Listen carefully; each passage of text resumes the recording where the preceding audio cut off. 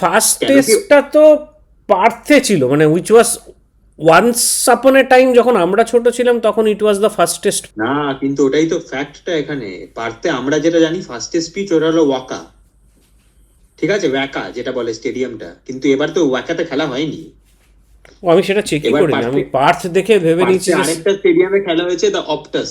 Optus স্টেডিয়ামে খেলা হয়েছে। ফার্স্ট ইনিংসে অস্ট্রেলিয়া তো আরো ধরে খেলতেই পারতো। অস্ট্রেলিয়া তো তুমি টেকনিক্যালি রানটা কে করেছে? একটা লোকই রান করেছে, হ্যাঁ ট্রাভিস হেড করেছে।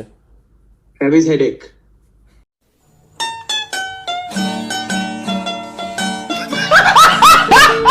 ওয়ার্ল্ড কাপ ফাইনালেই তো দিল আমাদের, মনে নেই?